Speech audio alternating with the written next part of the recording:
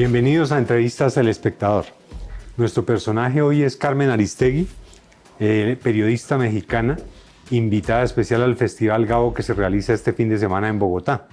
Bienvenida, muy contentos de que estés acá.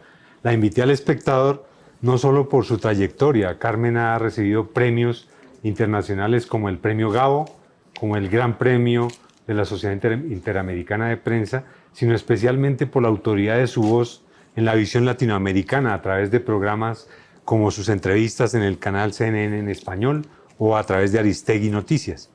Y le comentaba a Carmen que México vive días históricos y por ahí quiero empezar conociendo tu opinión sobre qué significa la llegada al poder de Claudia Sheinbaum, que se posesiona ahora el 1 de octubre e irá hasta 2030. Sí. ¿Qué tan importante es lo que ocurrió en México? Bueno, lo calificas perfectamente, es un momento histórico, sin la menor duda.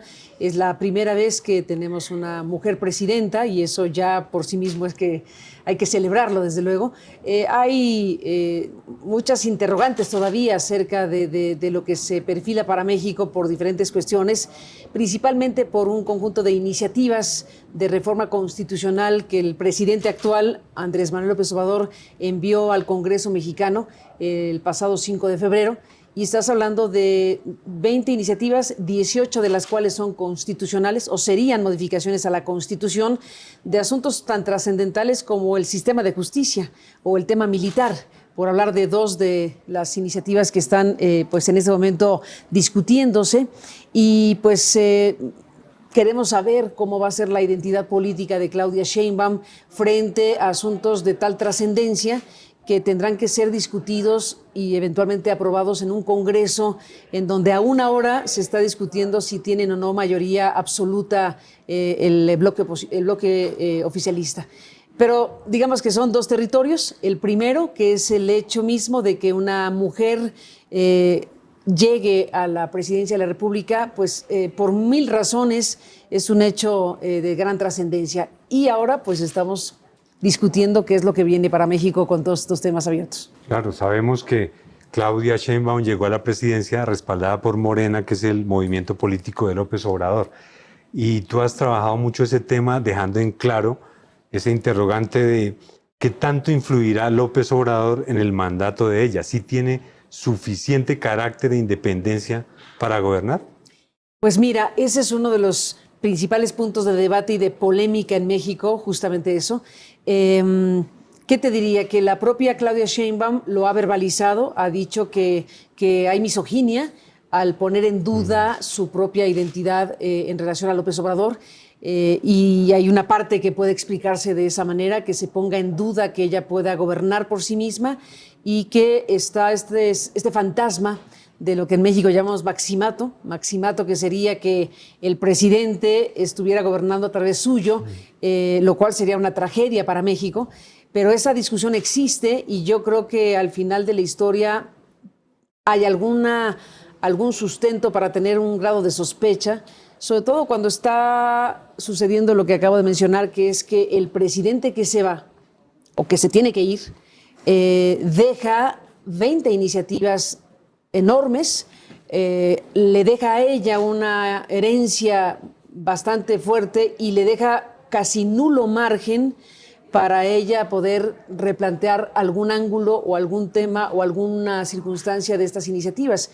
Le estrechó demasiado el espacio para poder abrir la discusión o la posibilidad de revisar iniciativas que provienen del gobierno que se va. Entonces ahí están las preguntas y las dudas abiertas al respecto. Sin duda es una mujer inteligente, sin duda es una mujer preparada, es una científica, ya gobernó. Física, ¿no? Ella tiene pues grados doctorales importantes en materia académica, tiene un perfil muy interesante sin duda. Ella ya gobernó, fue jefa de gobierno de la capital del país, no es una improvisada. Eso no hay la menor duda de que tiene méritos propios y que es un tema relevante que alguien como ella con su trayectoria pueda pues ejercer la presidencia de México.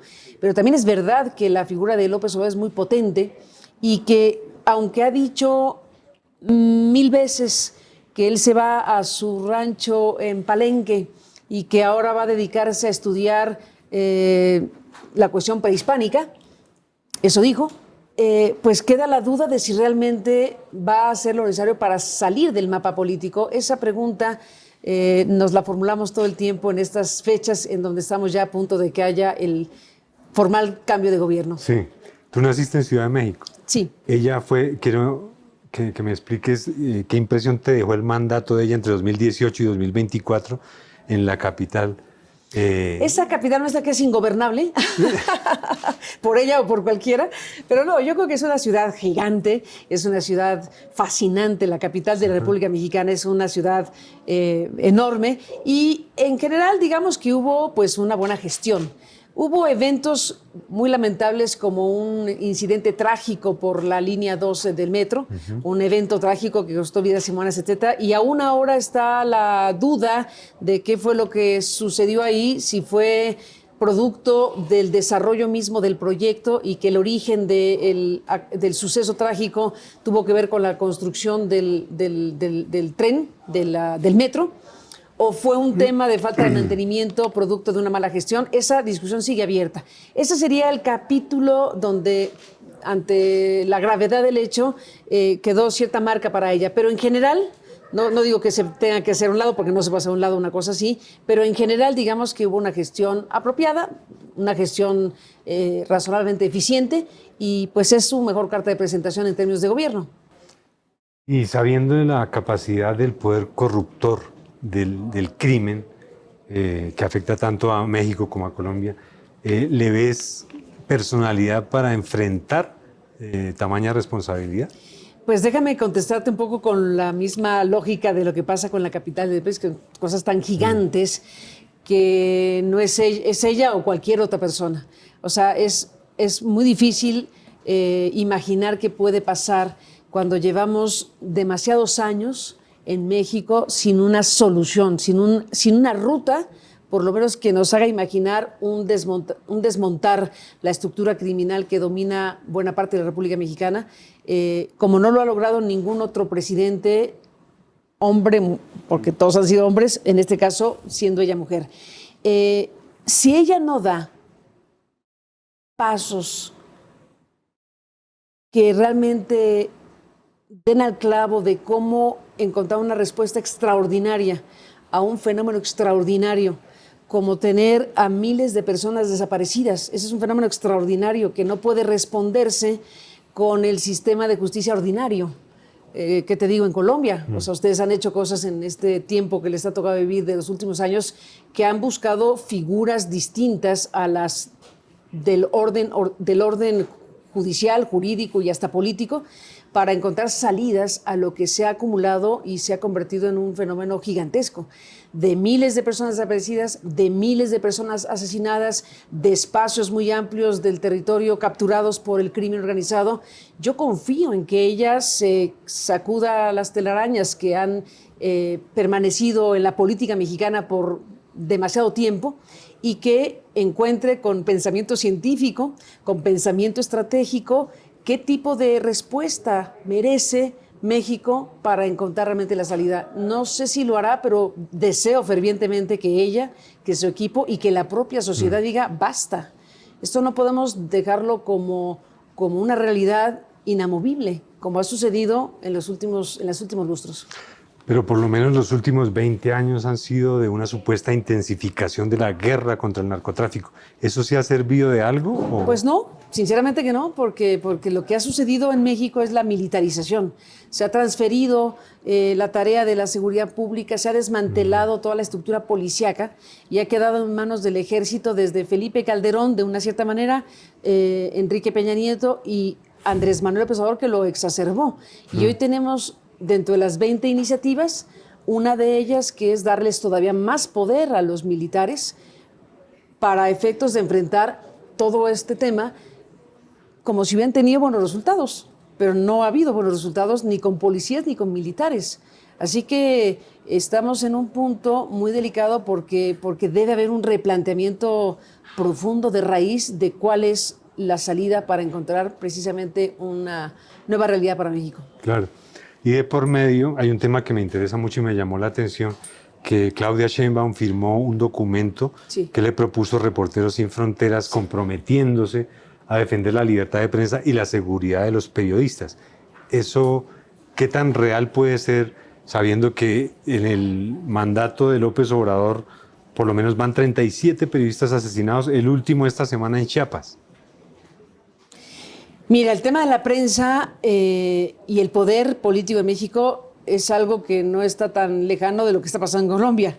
Para nada. Y en otros países del mundo, porque aquí lo que estamos viendo es un patrón de conducta política en donde los líderes, los presidentes, las figuras que tienen este mandato han encontrado que es redituable, que les es redituable identificar a los periodistas, como diría Donald Trump, ¿no? Como enemigos del pueblo.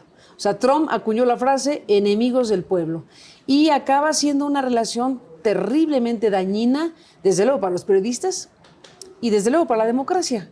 Y los políticos que han incursionado, como Petro o como AMLO o como muchos otros, están causando serias afectaciones a las libertades, porque tienes varios fenómenos relacionados con este tema. Si el líder político principal de un país se dedica a denostar, a desacreditar, a buscar calculadamente dañar los dos ejes principales de lo que es un periodista, que es confianza y credibilidad. Los dos ejes principales de la relación de un periodista con su público, con sus lectores, con sus cibernautas, con sus audiencias, son esas dos cosas, confianza y credibilidad.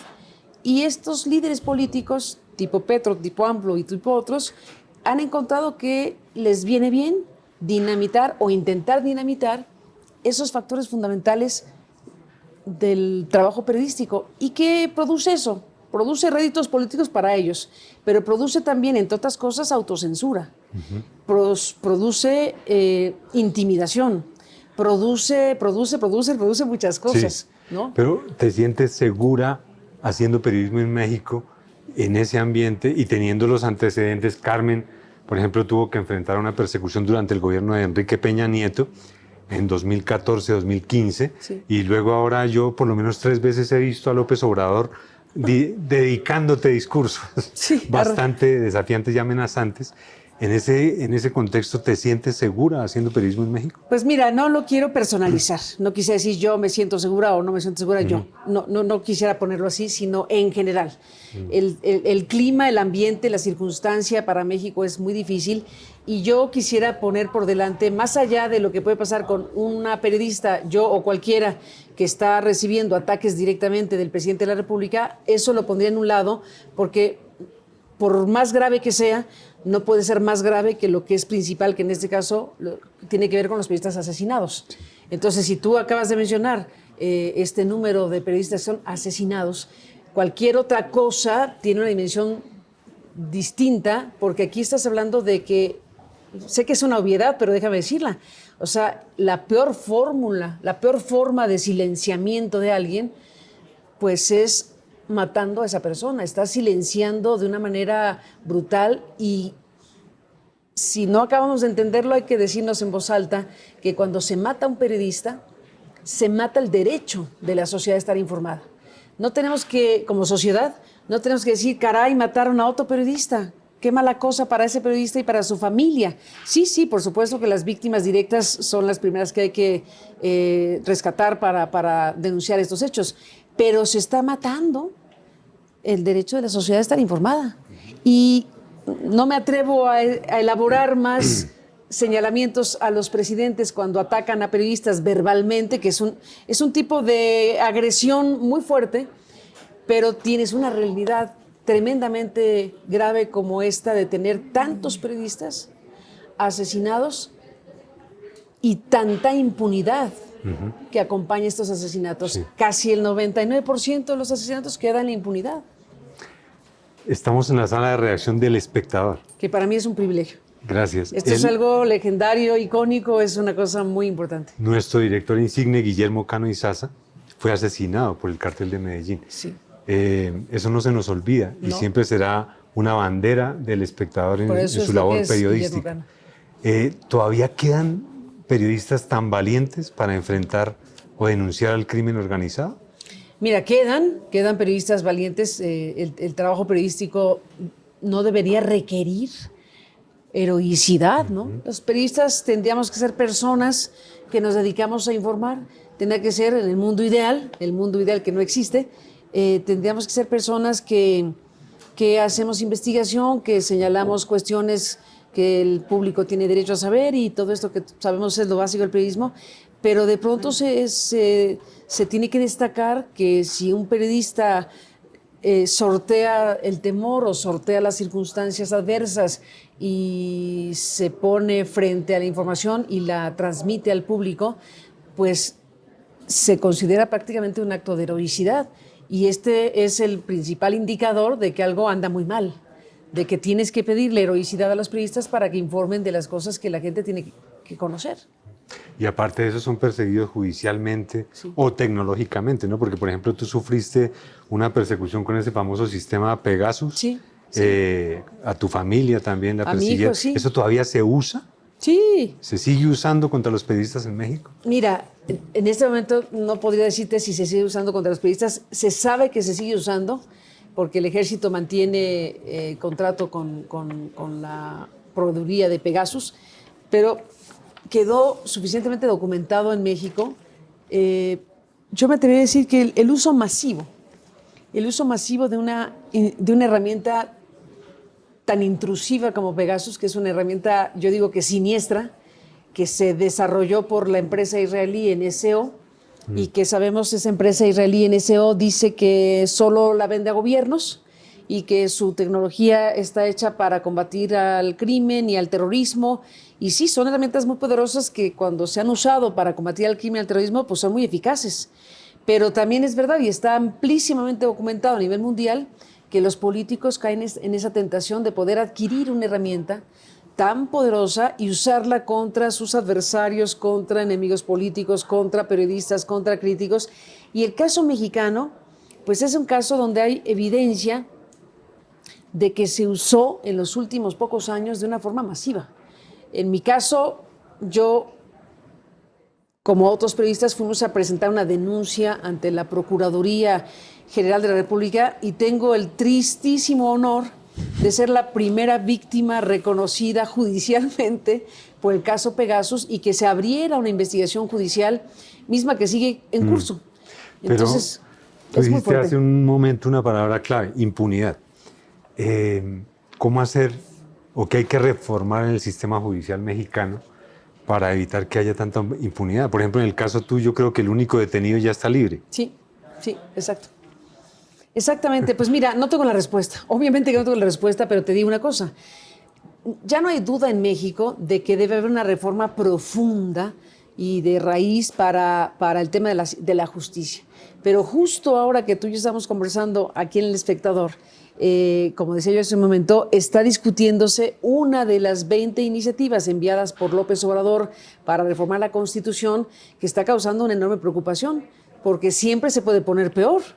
Porque con el diagnóstico compartido de que este sistema de justicia tiene que reformarse, pues está impulsando un tipo de reforma cuya esencia no parece que vaya a resolver el problema, sino lo va a agudizar porque se está planteando algo que puede sonar a la ligera como muy bien, pero que cuando se analiza con un poco de distancia puede ser realmente catastrófico, que es llevar al voto popular la designación de ministros, magistrados y jueces de todo un sistema y eliminar de tajo el actual sistema para sustituirlo por voto popular a quienes van a llevar a cabo las tareas de impartición de justicia.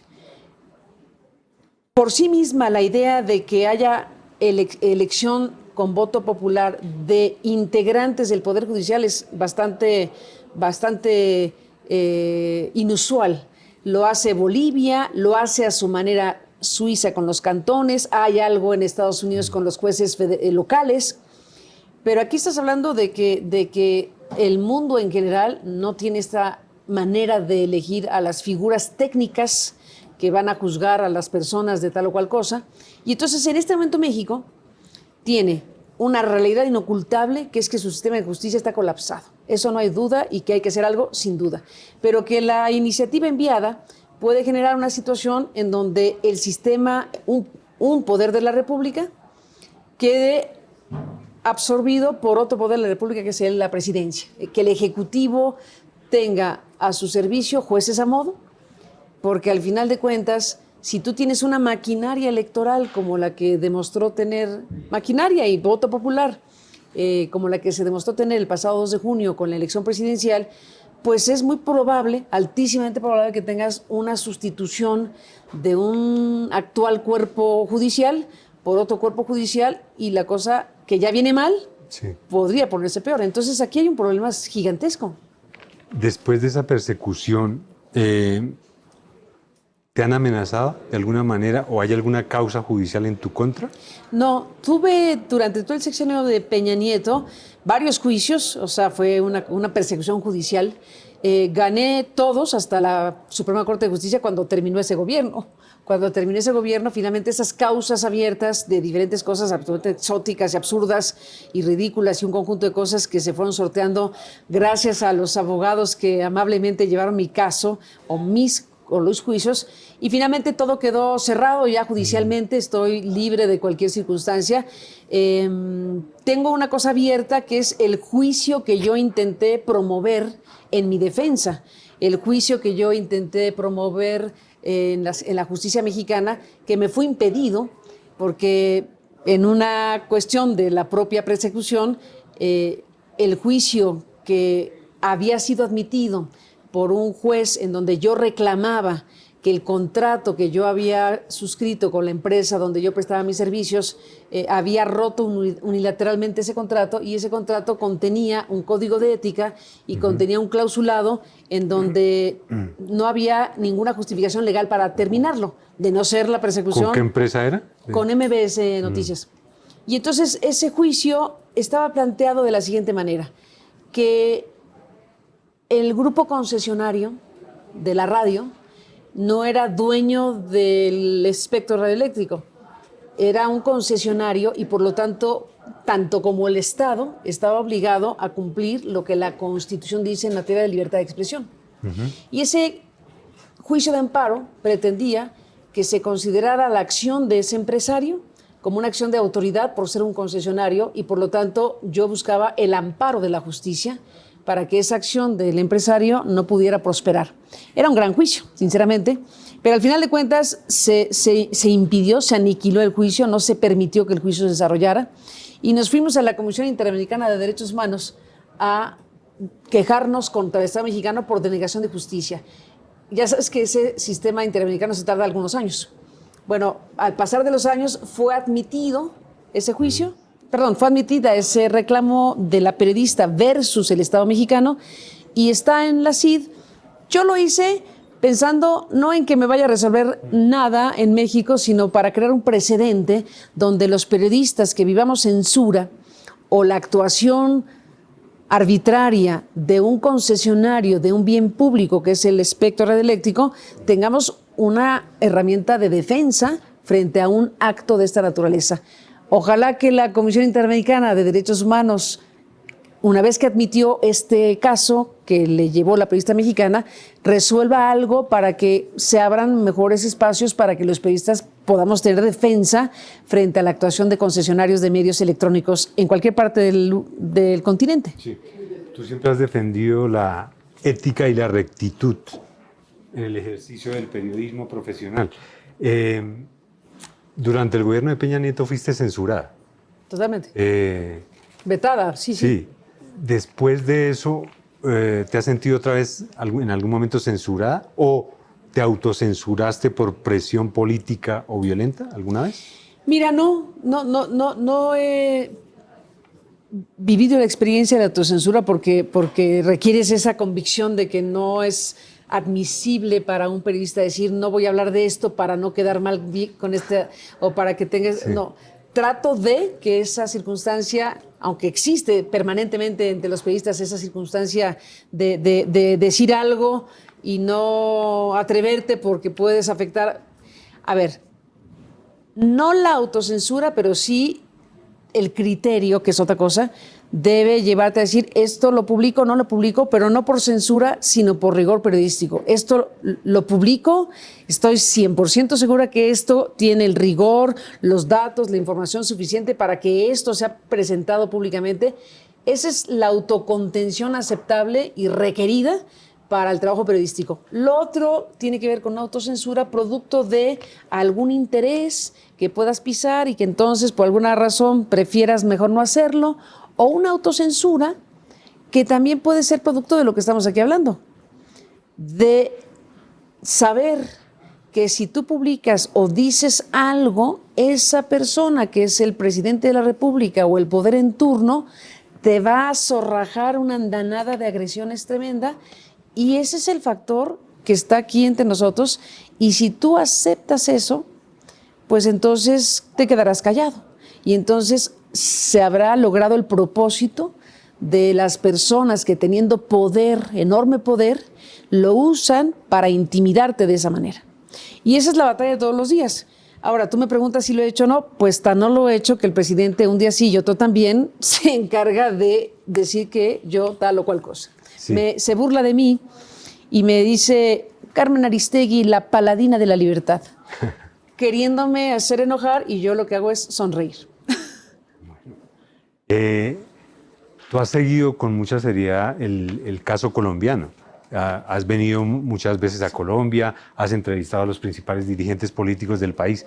¿Qué impresión te dejan estos 2 primeros años del gobierno Petro? Pues ¿Cómo no, se ven desde México? No quisiera hablar de 2 años, me gustaría hablar de los últimos días. Bueno. ¿Por qué no hablemos de María Jimena? Sí. Y más bien cuéntame tú, porque el colombiano eres tú y yo estoy preocupada por María Jimena, y estoy preocupada porque veo que Gustavo Petro se parece mucho a AMLO o AMLO a Petro, y ya no sé bien. Esa era mi pregunta, adivinaste. Y ya no sé bien si AMLO es maestro de Petro o Petro es maestro de AMLO, pero alguno de los dos está, digamos, inspirando al otro, o al final, lo que dijimos al principio de esto, estamos con un modelo de relación que algunos líderes políticos encontraron que les venía bien. Dinamitar o tratar de dinamitar la credibilidad de los periodistas, de los críticos, de una manera contraria a los estándares democráticos.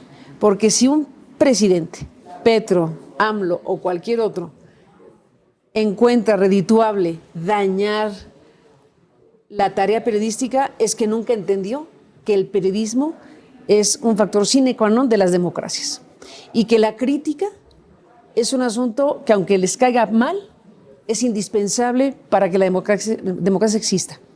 Y entonces tenemos aquí una circunstancia en donde me preguntas por Petro, y mi percepción es que ha decidido, tristemente, por lo menos en esta parte, pues replicar lo que en otros lugares del mundo significa colocar a los periodistas en una circunstancia de vulnerabilidad importante, porque no solamente es el ataque del presidente en contra del periodista o del crítico, sino lo que desata, al final de cuentas, en redes sociales, en otros espacios. Hay una maquinaria muy fuerte, una parte orgánica, otra inducida, y es toda una maquinaria que creo que no alcanzamos a medir la gravedad que tiene, porque lo que hace es afectar de 1000 maneras las decisiones editoriales, afectar de 1000 maneras el ejercicio de tus libertades. Hay una autocontención entendible, porque no todo el mundo estará dispuesto a investigar algo que pueda significar un tipo de respuesta de esta naturaleza.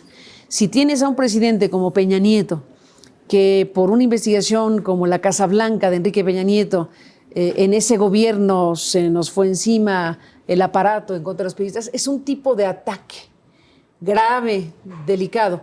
Pero aquí estás hablando de otro tipo de ataque que es frontal y que tiene como propósito afectar los ejes principales de la tarea periodística. Tanto que el editorial del Espectador hace pocos días se refirió a eso, haciéndole un llamado al presidente Petro al respeto a las garantías para la libertad de información. Y sumado a eso, pues lo que estamos criticando desde el gremio periodístico es las críticas que ha hecho a la Fundación para la Libertad de Prensa, la forma en que se ha referido a una columnista como María Jimena Duzán, que trabajó en El Espectador. Sí. Entonces uno piensa, ¿esto es un síntoma de qué?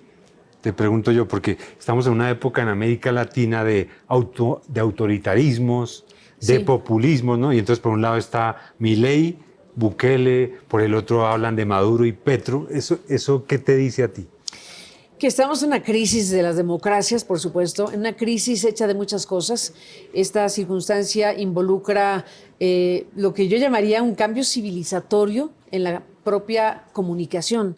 O sea, se han trastocado todos los ejes del periodismo tradicional, se han trastocado todos los ejes de la comunicación en general del mundo. O sea, los periodistas, nosotros mismos estamos en un desafío permanente porque tenemos una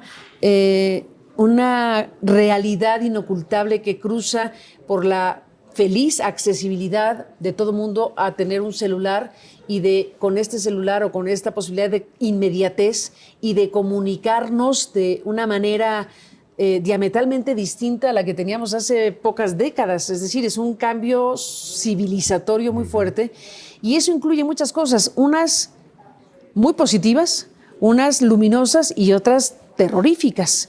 Y en la combinación no sabemos exactamente dónde andamos parados porque la utilización tanto para las democracias como para la relación de las personas entre sí, como para la relación de los gobiernos con sus gobernados, de los periodistas con sus audiencias. O sea, hay un trastocamiento muy fuerte en relación a todo estos temas y al final de cuentas estamos tratando de entender cómo los periodistas logramos que esta tarea nuestra, que yo estoy convencida es indispensable para las democracias, persista, perdure. Y no quede en esta circunstancia donde los periodistas, obligados por esta multiplicidad de estímulos que tienen las personas, o sea, las personas abren su celular y tienen una multiplicidad de contenidos de todo tipo, y el periodismo se abre paso como puede en medio de una enorme cantidad de información. Por eso yo digo que los periodistas tenemos que encontrar la manera inteligente de convencer a la sociedad de que el periodismo es una actividad que tiene que estar ahí. Desde luego que hay muchas cosas importantísimas, que la gente se comunique masivamente o que alguien que no se dedica profesionalmente al periodismo sea alguien que represente un factor importante de información para los demás, sin duda. O sea, cuántas cosas no son de enorme potencia y de utilidad y de interés para las personas que surgen de un ciudadano que no se dedica al periodismo, que captó tal o cual cosa. De eso estamos hechos ahora. Pero el trabajo periodístico requiere varias cosas. Una, la responsabilidad de publicar. Y estamos en una combinación bastante desafiante de nuestra tarea y por eso creo que tenemos que poner algún tipo de imaginación para que el trabajo periodístico sea reivindicado. Parece obvio, pero es asumir nuestra responsabilidad en no desinformar. Exacto. Y en no generar discursos de odio, que es lo que abunda hoy en día. Exactamente. Complejo. Parece complejo, pero es nuestro deber, ¿no? Totalmente. Otro tema que siempre está en tu radar es Estados Unidos. Parece insalvable otro mandato Trump, o a menos que Biden se haga a un lado. ¿Qué opinas? Bueno, no tengo la respuesta. Obviamente no lo tiene nadie. Pero evidentemente, a ver, la posibilidad real de que Donald Trump repita en la presidencia de Estados Unidos es algo que sacude. Que sacude que una mayoría de esta gran democracia, la histórica, la gran democracia del mundo, tenga frente a sí la posibilidad de que un individuo con las características de Donald Trump regrese a la Casa Blanca, pues nos descoloca. Condenado. Pero inmune. Condenado pero inmune, acompañado de una Suprema Corte que le ha dicho: usted tiene todas estas ventajas y esta posibilidad de que siga adelante con su campaña. En fin, todo lo que es Trump en ese momento es algo que nos descoloca, pero bueno, la posibilidad de que gane la presidencia es indudable.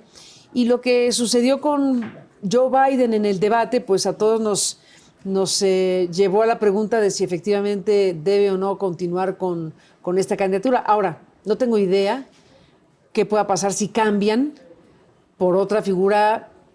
De no ser Michelle Obama, que es archipopular, no sé quién podría tomar una estafeta en tan corto tiempo. Pero, pues el dilema existe. No parecería que Biden esté en la autocrítica para decir sí, es mejor que me haga a un lado.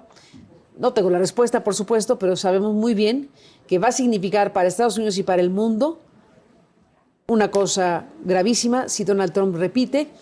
Y si logra la odisea de reelegirse Joe Biden, pues tendría que pasar algo extraordinario. No sé si el siguiente debate tendría que ser una cosa, si es que lo va a dar, tendría que ser una cosa tan impresionante que nos haga olvidar el primero. Sí. Cosa que se ve difícil. Sí. Para terminar, quiero preguntarte, en esta etapa de tu vida, ¿qué más te falta hacer en periodismo? Bueno, siempre faltará hacer cosas en periodismo y en la vida misma, ¿no?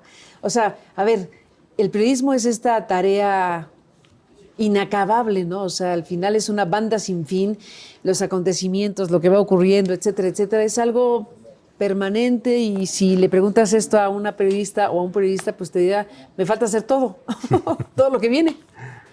Aprovecho para darte las condolencias por la muerte de tu padre. Te lo aprecio mucho. Te lo aprecio mucho, sí. Helios Aristegui era un migrante español que terminó en tu país porque escapó de la Guerra Civil Española. ¿Él fue tan importante para ti a la hora de decidir que tu vida iba a ser el periodismo?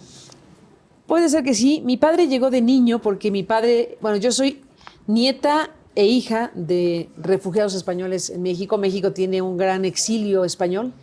Y mi padre y mi tía, Antonia, que también falleció este año, por cierto, fallecieron los dos hermanos, mi tía Antonia Aristegui y Helios Aristegui, llegaron, ella de 17, 18 años y mi padre de unos 7 años con sus padres a México, y llegaron en el barco Mexic, y como muchos otros, pues salieron de España huyendo del franquismo, huyendo de la dictadura y de la persecución, y se instalaron en México y nunca más volvieron. ¿Refugiados? Como refugiados. Como refugiados y exiliados del gobierno del gran presidente Lázaro Cárdenas, que recibió a todo el exilio español que llegó a México. Y sí, pues esa historia de alguna manera es muy probable que haya impactado no es muy probable, es obvio que impactó mi vida, que impacta la vida de mi familia, y de alguna manera pues seguramente me llevó de alguna otra manera a tomar la decisión de ser periodista. Carmen Aristegui, periodista de América Latina, invitada al Festival Gabo, que les repito, es este fin de semana, todos invitados. Gracias por estar aquí. A ti, me da en un gran gusto. Para mí un honor estar en este periódico, en este lugar, que para Colombia es fundamental y para todo el mundo y para América Latina. Y desde luego todos recordamos lo que significa don Guillermo Cano, esta institución periodística, y como periodista que soy mexicana, es para mí un honor inmenso estar aquí en esta redacción. Gracias, Carmen. Gracias a ustedes por seguir Entrevistas El Espectador.